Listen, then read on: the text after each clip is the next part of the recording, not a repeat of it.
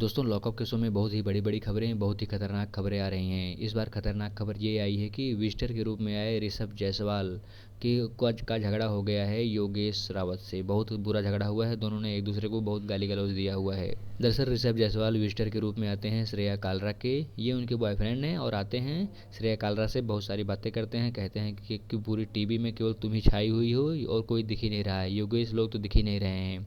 योगेश की, वरुण की, इन सब की तो बैंड बजी हुई है। वहाँ पर आरुष की बैंड बजा दी है, वहाँ पर योगेश के दोस्तों की बैंड बजा दी है, कोई टिक नहीं पा रहा है। तुम बहुत अच्छा खेल रही हो, जैसे भी खेल रही हो, लड़ाई कर रही हो, जो भी कर रही हो तुम अच्छा कर रही हो, क्योंकि टीवी पर सिर्फ तुम ही तुम दिख रही हो।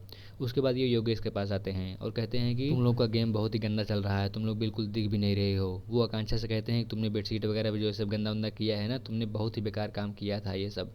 तो इस पर योगेश बोल पड़ते हैं, कहते हैं कि तुम कौन सा अच्छे इंसान हो, तुम्हारी तो अच्छी खासी बजाई थी मैंने, तुम बाहर आके मिलो, तुमको समझाता हूँ अच्छे से। इस पर ऋषभ भी गुस्सा कर जाते हैं, कहते हैं कि अरे बहुत गंदी गंदी गालियाँ देते हैं जो कि बताने लायक नहीं है। फिलहाल के लिए गंदी गंदी गालियाँ योगेश भी देता है, आकांक्षा भी खूब गंदी गालियाँ देती है और एकदम से मामला गड़बड़ हो जाता है।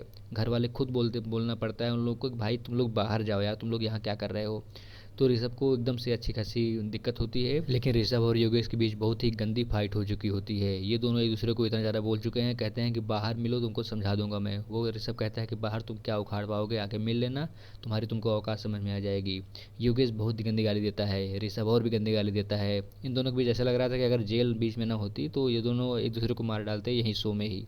तो फिलहाल के लिए बहुत गंदी लड़ाई हुई है और देखते हैं बाहर ये लोग क्या करते हैं। तो फिलहाल के लिए आप लोग शो देखते रहिए और बताइए कि आपका फेवरेट कंटेस्टेंट कौन सा है।